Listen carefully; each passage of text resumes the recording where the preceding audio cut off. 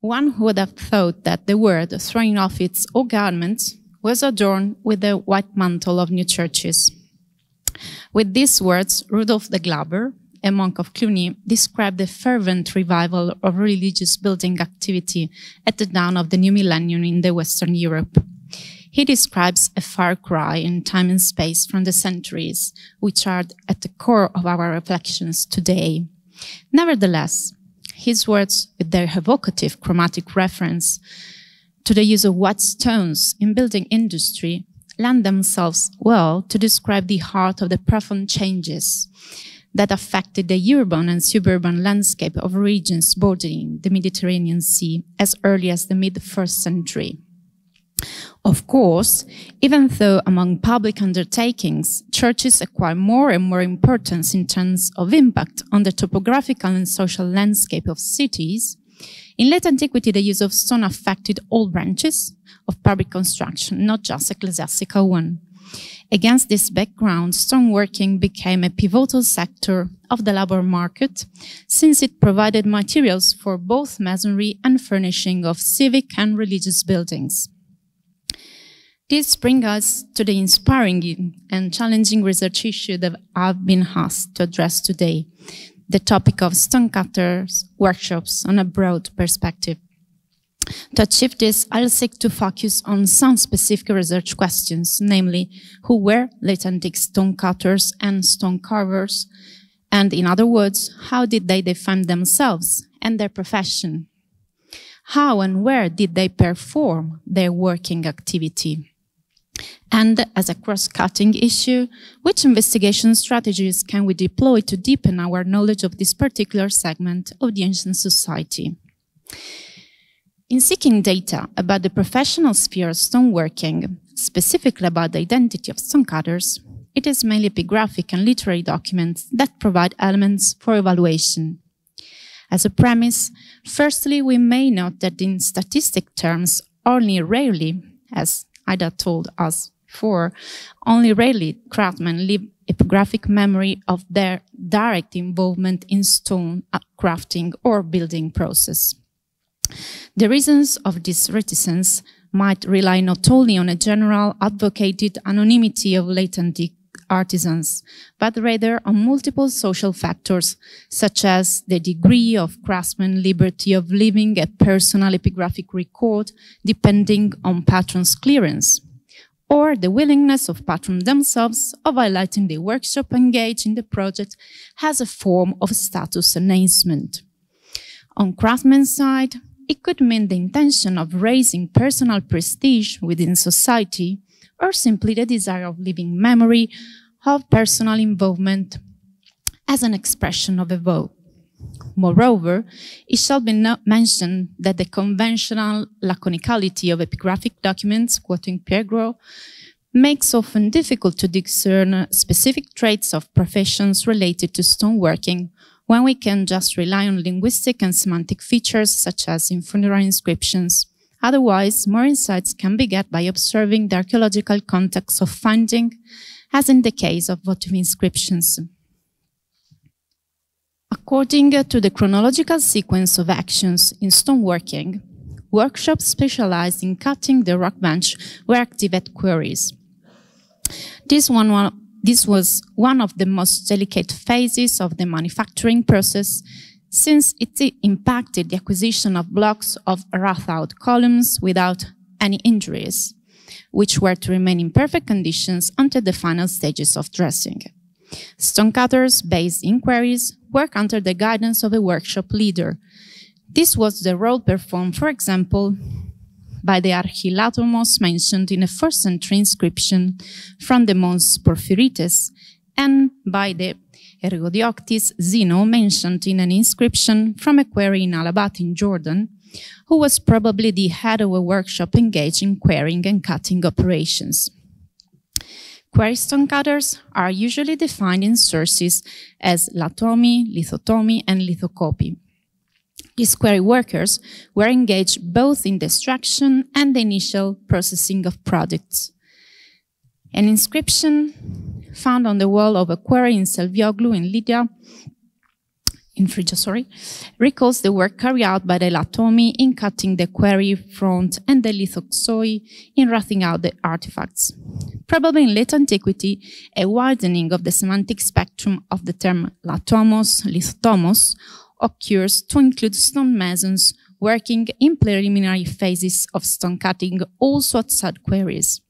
In the life of San Nicola of Sion, lithotomi are hired for the regularization of the apsis of the Saints' Monastery, while in the life of San Nikon, some latomi are identified as being directly responsible for the incorrect dressing of a column. Moreover, according to Zaccaria of Mytilene, at Dara, some latomi are recruited by the Emperor Anastasius for the excavation of a mountain in order to divert a branch of the aqueduct.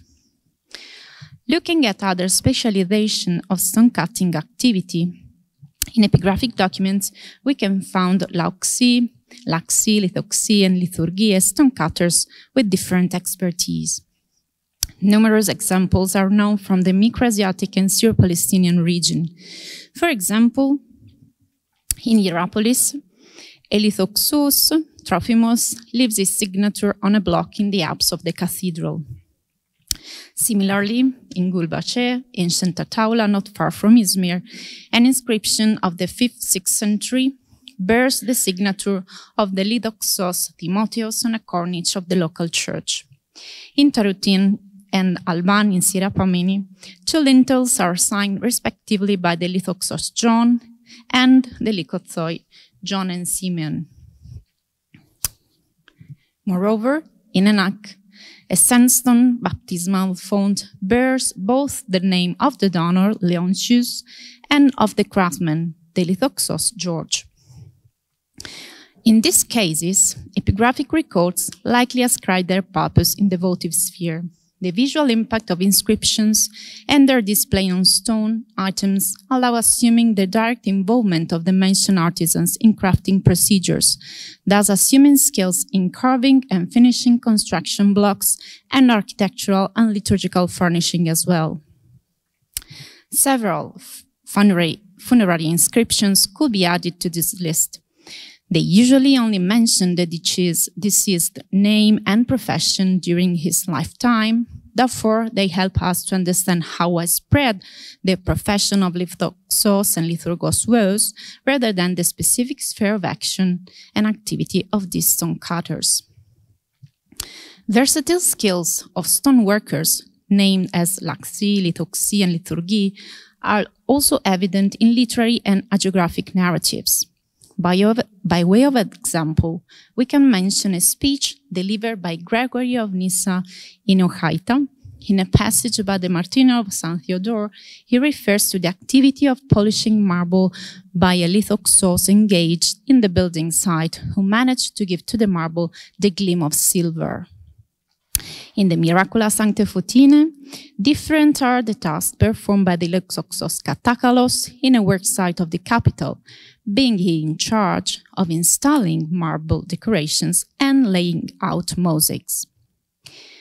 The above-mentioned epigraphic and literary documents generally refer to professions related to stone carving on the wall, without mention of the typology of material carved. Only rarely, indeed, epigraphic and literary sources record a clear distinction between stone cutters in general and marble workers in particular. This is the instance with the mention of liftkurgi, craftsmen of white stone, and marmorari, which prelude an activity specifically related to marble working. These stone cutters were involved both in dressing marble artifacts and laying wall or floor revetment, as evidenced in the Vita Thecle, for example, where a marble worker from Antiochia, Leontius, is mentioned as responsible for the installation of the marble slabs of wall covering, as well as for the creation of the opus sectile floor in the work site of the church dedicated to the saint in Seleucia. Such professions are also repeatedly mentioned in epigraphic documentation, mostly funerary inscriptions. As for quarry workers, it is worth worth mentioning that also these craftsmen were sometimes led by a workshop manager, as attested by the inscription of the proto-marmorarius Nilus from Hebron in Palestine. In addition to some cases from the Western Mediterranean, as the ones of Lefkourgos recorded in Portus Rome and the Marmorarius from Rome, several attestations come from the Pars Orientis, namely from Syria, Asia Minor, continental Greece, and Aegean Islands. Relevant is the case of Cyzicus, where two inscriptions, later reused in the monastery of Constantine Lips in Constantinople, mention a hieratechni ton Lefkourgon, a guide of marble workers. These corporations included different groups of craftsmen employed in workshops in neighboring areas. The basic criteria for joining this association were professional and geographical, gathering workers engaged in the same working sector and from the same locality. It's worth considering this evidence in parallel with a second epigraphic document from Marmor Island, now lost but transcribed in a 16th century manuscript. It recalls a hieratechni of marble workers exalted together with the city of Proconnesus and its procurator named Thalassos. The techni of Proconnesus must certainly have been rooted on the island, but probably also in the near geographical context, and it cannot be ruled out a connection with the hieratechni of Cyzicus, considering the historical link among the city and the Proconnesian quarries. The reference to Proconnesus quarries allow us to introduce the topic of workshops related to extraction sites. In late antiquity, several local quarry-based workshops flourished all over the Mediterranean. They were opened ex novo for local architectural needs, and regional stonecutter workshops throve in relation to them. These artisanal units can be clearly detected both by means of petrographic features of products and according to stylistic traits. Among several case studies, we may mention the instance of a marble workshop in Nicopolis, Netsum, in Bulgaria, engaged in the production of architectural furnishing featuring clear distinctive stylistic traits, marketed also in neighboring regions. At Kurlina in Serbia, the study of Ionic impost capitals of the early Christian basilica allows scholars identifying a marble workshop active in many contemporary building sites of Nice region.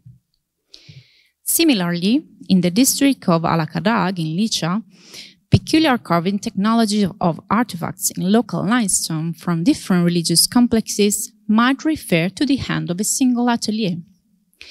In the same region, in the so-called Sun City Basilica in Eleudenitz, the presence of numerous architectural elements made of a local stone and remaining at a partial stage of workmanship, such as the activity of a sculptural workshop active in the coastal region and the neighboring island of Levissos. Finally, at Apamea in Syria, in several residential and ecclesiastical complexes, such as the Maison à Colonne Bilobé, the Maison des Chapiteaux à Console, des Églises Atrium, de la Cathédrale de l'Est, artifacts in local limestone, sometimes painted in red, testified to the creativity of local stone workshops skilled in carving local stone materials, looking at international models. In addition to these local quarries, also some of the major extraction sites already active in imperial times continued to be massively exploited. Emblematic in investigating the topic of stonecutter workshops is the case of Proconnesus quarries, both for the imposing extraction volume performed in late antiquity and for the peculiar management system in place at least until the 7th century. Due to their geographical proximity to the capital of the empire, Marmara quarries came to be exploited to an unprecedented scale to adorn both Constantinople and the provinces. As a result, Proconnesus quarries surpass any other ancient extractive site in terms of scholarly attention. Many issues have been scrutinized, from the typological classification of artifacts to the organization of craftsmen and the processes of craftsmanship to the distribution and chronological patterns of exploitation of marble items on a Mediterranean scale. It is usually stated that from the first half of the 5th century onwards, Pre-Carnasian quarries were marked by a mass production for several categories of artifacts due to the increasing demand for marble furnishing. Both their location on the sea and the vicinity to the capital brought them to thrive and go from strength to strength. These economic, political, and cultural factors probably led Pre-Carnasian workshops to develop a highly efficient operational chain, featuring a progressive rationalization of production technology, as well as a speeding up of the manufacturing process. Abundant archaeological indicators point towards this conclusion.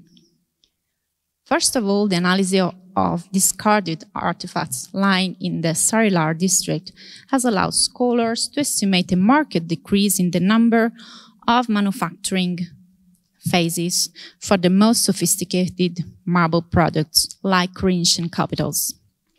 This led both to the simplification and speeding up of their crafting, but without detriment to quality.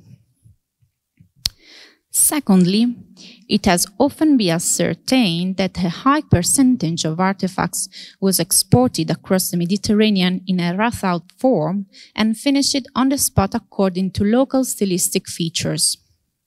Many examples from all over the Mediterranean. You can see here in the slide an example from the island of Kos in the Dodecanese and from Ephesus, St. John Basilica. This scenario suggests that the purchase of half-finished products by patrons or contractors was a much more widespread practice than has been appreciated so far. Such a production pattern must surely have impacted on construction costs, particularly related to the hiring of lower-cost local stone workshops for the final dressing of marble artifacts. It is most likely against this background that the Pre-Carnasian workshops developed and started making use of a series of artisanal procedures aimed at communicating technical information to enable local stone workers to proceed with the marble processing. This coded communication system includes several strands, among them the use of marks, carving line, and measurement points. Stone carvers' marks consist of single letters with alphabetical or numerical meaning, as well as monograms or abbreviated names, which appear on a wide range of artifacts from numerous Mediterranean contexts. Being used by stonemasons from the dawn of civilization in many societies, they can be defined as coded signs that were meant to communicate one or more pieces of information to several craftsmen or officials involved in the building process for different purposes. Their use has caught the attention of many scholars, from the pioneering studies of Ward Perkins, Clayton Fund, Patrizio Pensabene, until the more recent ones of Ulf Weber, Andrea Paribeni, Arleta Kowalewska, Anna Cordas, just to mention some of the major contributions. In early Byzantium, marks on marble furnishing overcome marks on masonry items, which are typical of earlier chronologies. Therefore, in this period, stonecutter marks represent a unique repository of information about the administrative organization of quarry districts and technical procedures for carving and assembling marble furniture, as well as about the operational arrangements of workshops, their movement, and, on a broader scale, the functioning and economics of the marble market. Most of marks are carved with triangular cross-section chisel. In rare cases, also painted marks occur mainly on artifacts left in quarries. Painted marks, of course, tend to disappear, so likely this practice was much more widespread than we can appreciate today. From a polygraphical point of view, it firstly should be noted that most of marks are in capital form, with a ductus that reflects types in use between the 5th and the 6th centuries.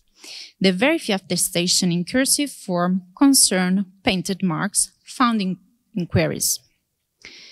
Also noteworthy is the coexistence of characters with different handwriting, even in the range of marks pertaining to the same monument. In addition to canonical types, we find alpha with broken or diagonal crossbar, beta with separate highlights, ancel omega, lunate epsilon and sigma, squared and apicated characters sometimes occur. Relying on a documentary base of about 3,400 marks parsed in comparative perspective, it became clear that they were used in line with a specific logic. Basically, they can be split up into different groups of signs based on their presumed purposes. Marks carved by workers in quarry workshops comprise control marks related to the quality control carried out by verifying officers prior to export, destination and patrons marks indicating the destination place or person responsible for the order, and assemblage or positioning marks employed as numerals for the correct fitting of architectural elements. Workshop marks are closely related to the activity and identity of atelier operating outside quarries, probably located in the vicinity of Constantinople, responsible for the fine dressing and finishing of artifacts. Storage marks designated a temporary deposit of artifacts awaiting their final destination, usually by the name of the owner of marble stocks. To all this, we can add disassembly marks, which can be considered as secondary marks labeling marble elements from dismantled, formerly existing building for guiding their reuse in secondary context. I'll briefly focus on two categories of marks, positioning, assembling, and workshop marks, which can be more directly connected to workshop procedures for technical and logistic purposes, and identity and mobility of craftsmen as well. The category of positioning and assembly marks mostly reflects customs deep-rooted in stonemasons' technical knowledge for ages. Since the Bronze Age and through classic, Hellenistic and Roman times, the need for properly fitting together on-site building or decorative stones dressed in faraway quarries or workshops resulted in the labeling of artifacts with letters according to a recognized system.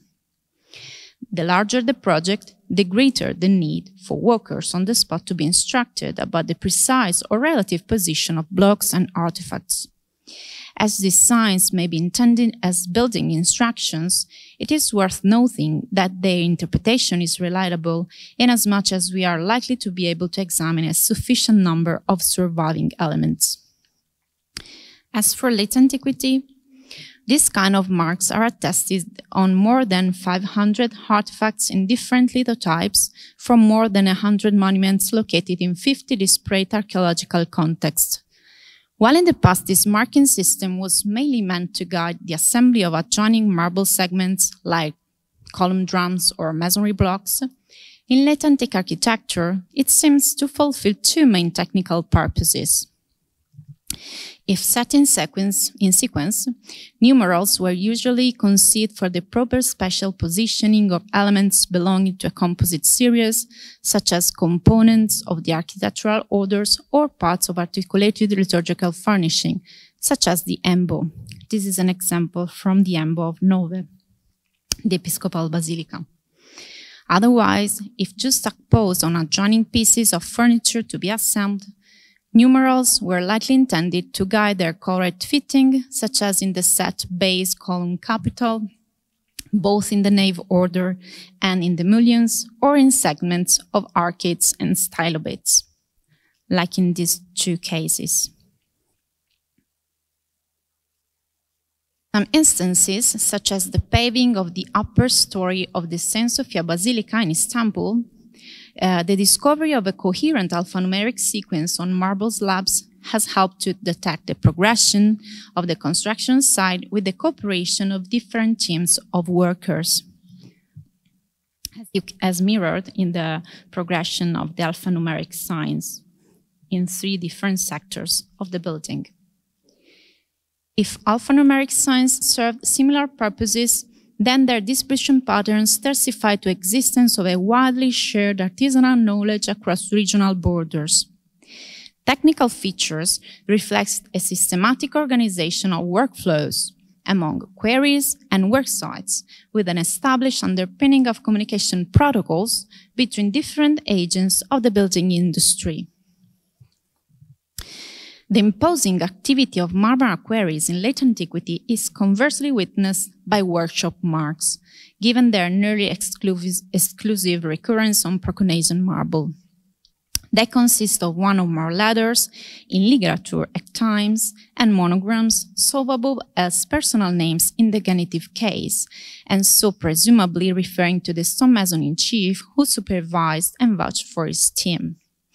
Data from the joint observation of the degree of finish of pieces, traces of tool working, and the position of marks, as in this case, of a rough-out conch capital, suggests that these signs were usually carved after the rough dressing of blocks, namely in the intermediary stage of workmanship corresponding to the first one carried out by workshops away from quarries. To the same conclusion leads the cross-reference of typological and epigraphic data. It is very much worth noting that the most frequently signed category of capitals, Corinthian capitals, that is, Ionic impost capitals and Corinthian lira and spiked acanthus types, corresponding to the typology 5, 6, 7, 8 of couch, are entirely absent among artifacts discovered in Marmara quarries. This leads us to important conclusions about the location of stonecutter workshops in late antiquity. The explanation indeed might lie in the topography of workshops entrusted with dressing rough pieces and signing their products, surely located outside Marmara Island and most likely in the suburbs of Constantinople or along the nearby shorelines. The precise headquarters of these workshops still needs to be discovered, and it represents one of the desiderata of the research agenda for the near future. The great informative potential of workshop marks consists in 2 main issues: chronology of building sites and mobility of craftsmen in the Mediterranean. Relying on the assumption that each workshop mark belongs to a protomaestor and assuming a 1-generation working lifespan, about 30 years, workshop marks can be considered as indicators of the relative chronology of building sites. By way of example, we can mention the stonecutter workshop sign as Iota Omega, maybe Ioannis workshop.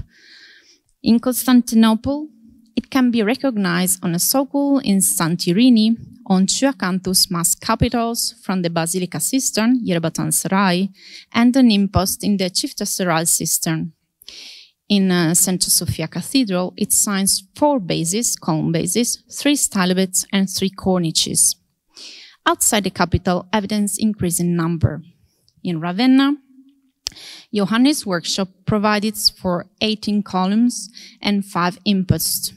In St. John Basilica, in Ephesus, it provides for 5 column shafts.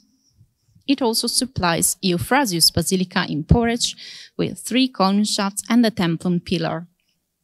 Sporadic attestations can be found in Varna, Bulgaria, in Basilica Gamma in Philippi, in Basilica Vita in Nicopolis of Epirus, and the Circular Forum in Durrës.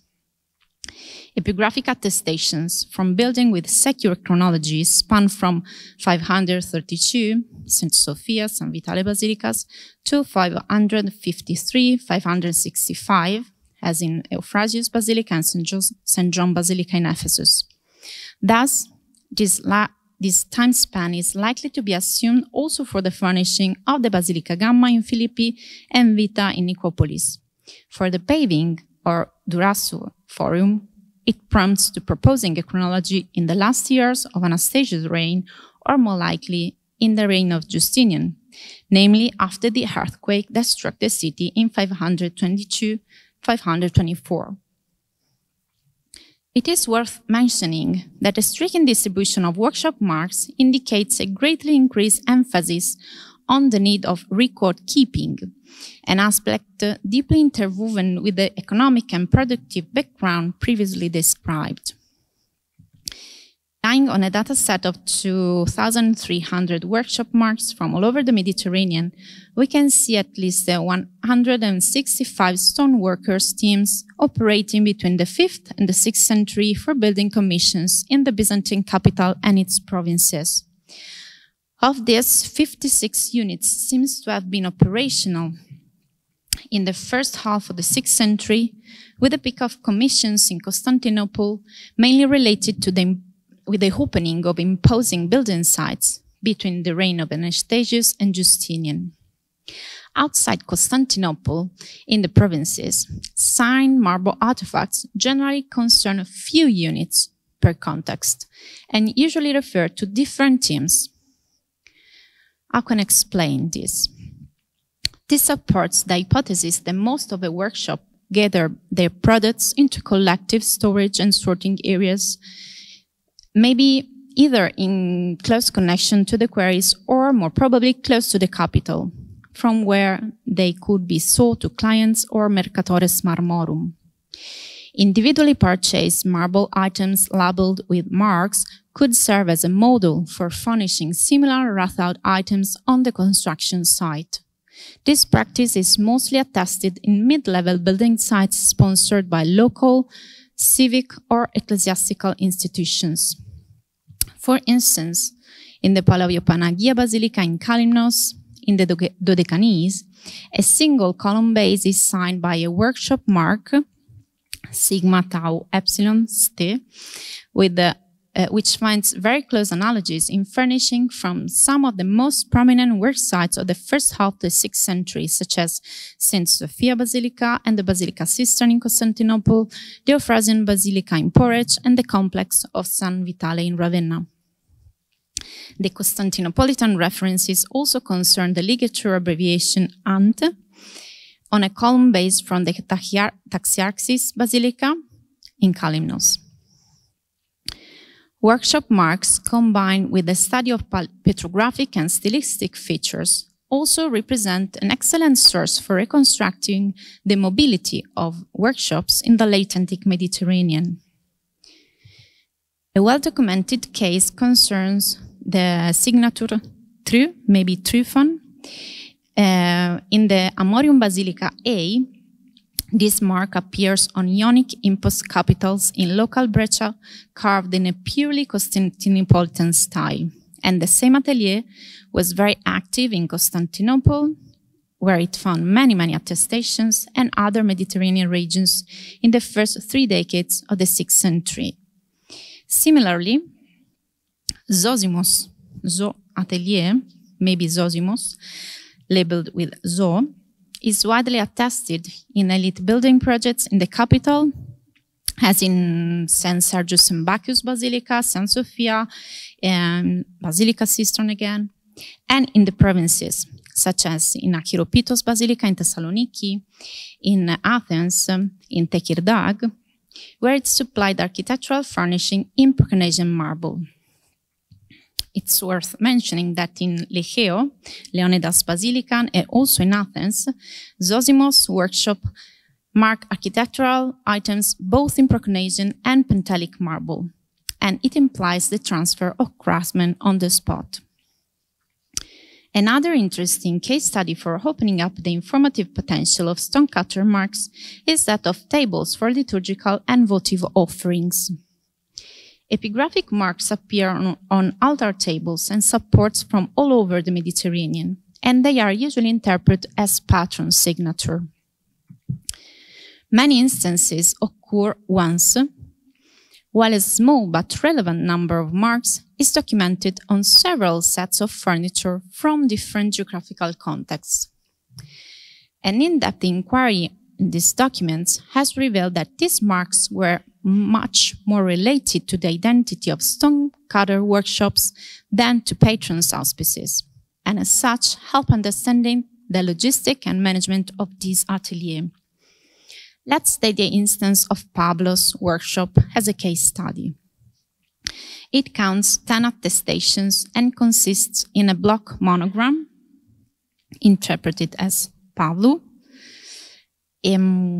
flanked by a cross and a letter, alternatively A, C, me, and he. 3 monograms come from Bilis in Epirus Nova and were interpreted by scholars as belonging to the bishop Presios, who is mentioned in mosaic inscriptions from Basilica C and D. In the Basilica A, the mark flanked by sigma occurs on the back of a rectangular altar table in marble from Naxos and on a colonnette in Parian marble.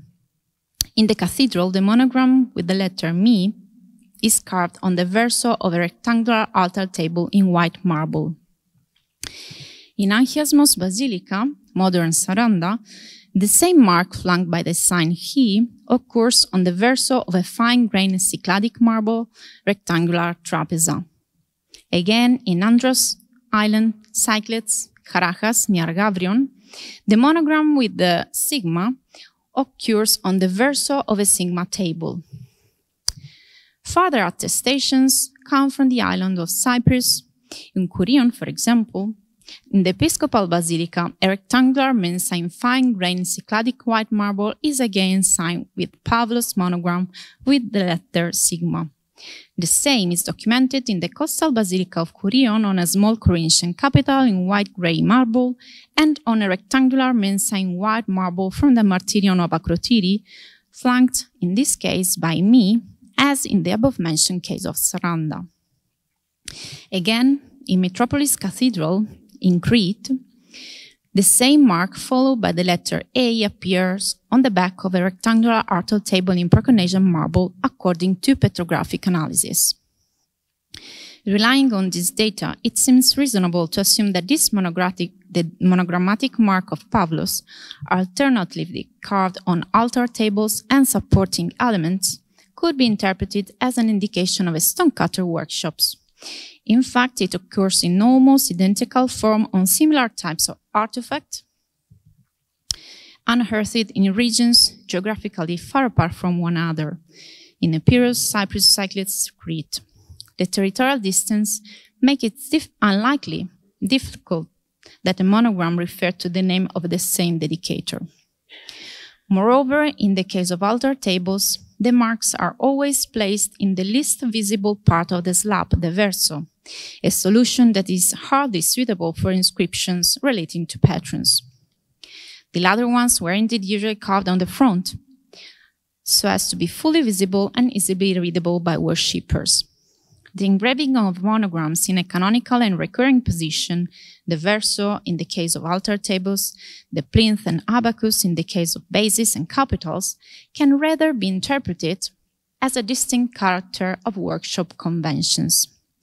As for the letter next to the monogram, the cross might be related, the initial cross might be related to the ecclesiastical destination of artifacts, or more likely to a manifestation of the cultural and religious horizon to which the stonecutters belonged. More complex is the interpretation of the letters flanking the monograms. The hypothesis they are numerical or metrological indication, given the high value to which they would correspond, at least in the case of me, sigma, and he, would seem to be ruled out. One could perhaps think of abbreviation of religious indications, such as Hagios, Sotir, Maria, Christos, or more likely of an indication of the individual craftsman responsible for the manufacture. The reference to the artisanal unit by means of a letter recall the indication of mints, for example, in coins. With regard to the period of activity of this workshop, the evidence points unequivocally towards the first half of the 6th century. To date, the case of Pavlos' workshop is not isolated, but at least 4 other workshops engaged in altar productions and supplying distant regions all around the Mediterranean are known. Considering that these marks appear on different types of stones and in some cases find parallels with stonecutter marks on architectural furnishing from Constantinople, it seems reasonable to assume that these workshops were connected to the stone industry revolving around the capital of the empire. To conclude, epigraphic, literary, and archaeological data may help us in shedding light on the human and professional component of stoneworking industry in late antiquity. In spite of the supposed anonymity of this labor sector, different indicators allow getting insight into its articulation and management. Stonecutters were regrouped in artisanal units led by a foreman, and they may be active in quarries, workshops, or could move on the building site according to patrons' requirements. The compared investigation of epigraphic and literary sources allow assuming a relevant versatility in different branches of stoneworking for craftsmen, sometimes called in the same way in sources, an aspect which strengthens the importance of the archaeological context for understanding semantic connotation of terms connected to this artisanal sector. In addition to rare but relevant cases of votive funerary inscriptions, more often stylistic and technological features of artifacts allow pointing out the activity of stonecutter workshops in connection with regional or international markets. A striking case study for the possibility of integrating different kinds of sources, archaeological, epigraphic, stylistic, technological, is that of Proconnesus quarries, that relying on the experience gained in previous centuries, during late antiquity established an outstanding management system of workshops as evidenced by mason marks. In this field, in order to properly handling and exploiting the full potential of a great amount of data in comparative perspective, key is the contribution of ICT for the organization of data in database built upon principle of accessibility and interoperability. A comparative and diachronic approach to the study of stonecutter marks not only opens up possibilities of reconstructing technical and technological procedures adopted by workshops during the construction, but also impacts our understanding of many social and economic issues, such as the management of marble stocks and the purchasing system. When integrated with petrographic analysis, the observation of mason marks allow retracing cases of mobility of craftsmen across the Mediterranean, artistic and technical exchanges with local workshops, systems of transmitting artisanal coded informations.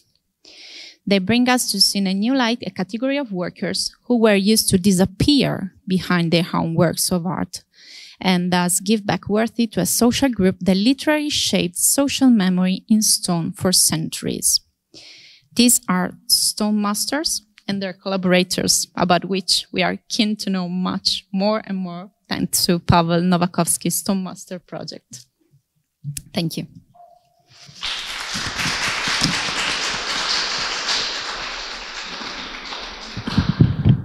Thank you, Giulia.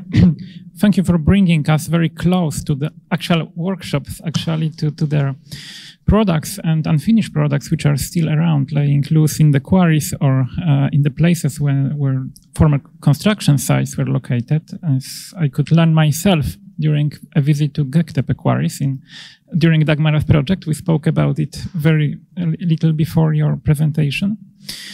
And well, Proconnesus was also on the list of sites visited by Dagmara's project, so it's also very close to my work. But it tells us how much we can learn, actually, not just from narrations, but also from looking into the products left by these people. And what's really important in what you said is that we should never forget about different levels of stone dressing. Like some part of this is done in the quarry, some part on site or in distribution points. And the other thing was about your mention about the mobility of teams which are around and which go from site to site, and we can trace them through their markings left here and there. So my question would be, because we discussed it with Peter earlier, this dissemination of textbooks and formulae, how much these people were mobile, actually. How do you think that it's possible that we can credit the presence of similar styles or formula in inscriptions through actually the mobility of some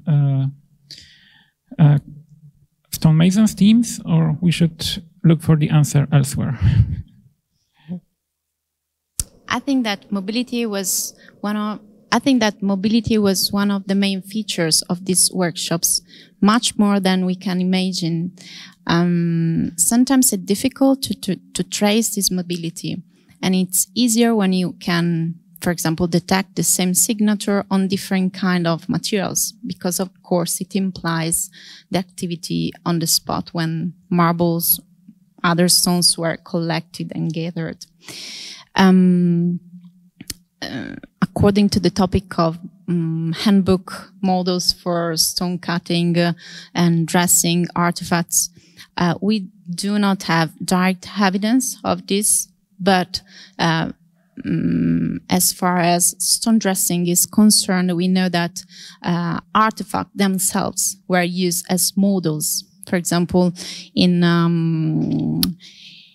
a capital, in a quarry, in a marble quarry, was found a marble artifact used as a model for the dressing out of artifacts in limestone, local limestone.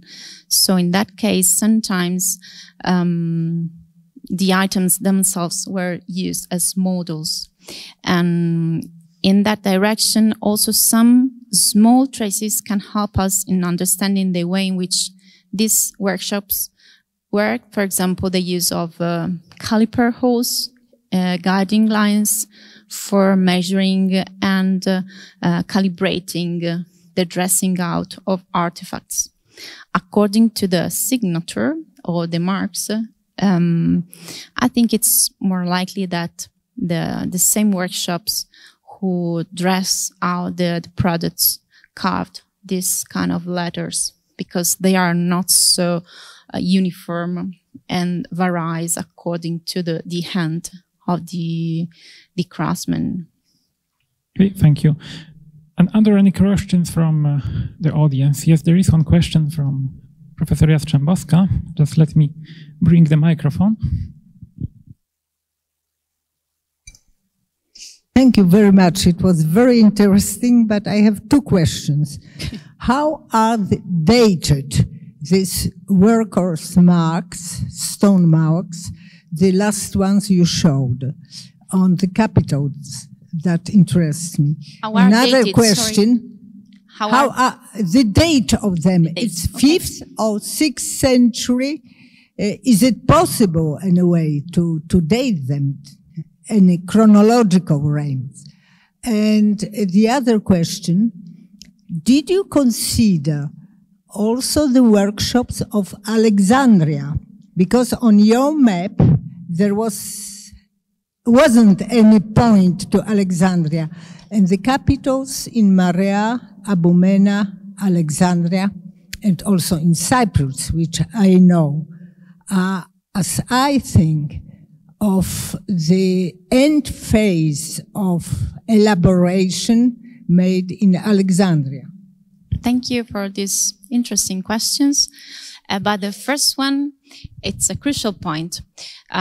Mason marks can't be considered as a chronological indicators as themselves, but they have to be considered in the context where they are discovered, because when we have secure dated context, they can date also the use of this kind of mark. For example, in San Vitale Basilica, to take an example, we know from sources the precise chronology of this building, so we can be sure that the chronology of the use of these marks are secure. In that sense, Mason marks can be used as a relative chronology indicator, because in case when we have building without any secure chronology, when we found this kind of mark, above all, when we have a cluster of marks, they can guide us by comparison to provide an hypothetical chronology for this building. Some marks of the category that I show you of workshop marks are dated in the 5th century, but most of them are dated in the first half of the 6th century. So this is the period with an imposing flourishing of these workshops and this of the system of signing, labeling their products for economic and market reasons. About the chronological covering, you're right. I've not included Alexandria and Cyprus for specific. I included Cyprus for specific category of artifacts. I don't have the possibility to have fieldwork there, but I know that many other scholars, for example, Anna Cordars, are covering this part of the Mediterranean to complete the picture. So it's a collaborative, of course, work because the evidence are so numerous, and I included the one that I can survey personally or sometimes recorded by bibliography. But of course, this kind of evidence come up today and tomorrow, and we have to include them in the category, of course. It's a first work to continue the investigation on the topic. Okay, thank you. Yeah, I think we are okay. And I know that Anna has completed several surveys in Cyprus, so a lot of new photographical documentation is on the way for publication. So I think this collection will really increase in numbers. Peter, I think that you had a question. Thanks. That was a great presentation, and I wish I had paid more attention to them before. Probably a question out of ignorance, but I can see how you have used these marks and why they're useful for us researching it. But could you expand a bit on what you think the most plausible ancient uses? I mean, are we talking about accounting? Are we talking about logistics? Are we talking about quality assurance? Probably not advertising. The texts aren't great to decipher, but all of the above. Do you have any views on that? Thank you. I think that in some way they could also have a purpose of publicity for this kind of stone workshops, because we know for sources, not with specific reference to this kind of labeling of artifacts, that some categories of workers in building industry were very famous. For example, in Constantinople, I'm thinking about engineers or architects in the court, mechanici, etc. They are famous, and for that reason, they work all around the Mediterranean. And it's possible that these kind of workshops respond to also to this kind of publicity purpose, because we know that in the first half of the 6th century there was a great demand for stones, but also a great market and great numbers of workshops active for the same purpose. So the fact that just a part of the workshops that were active in this period signed their products was a sort of manifestation of authorship also, we can say. And I think it's also an interesting side of the matter, because it's the possibility to look at the person behind the work of art, and sometimes we know quite nothing about them. So I think that there's a possibility to link also in this direction. Thank you for the question.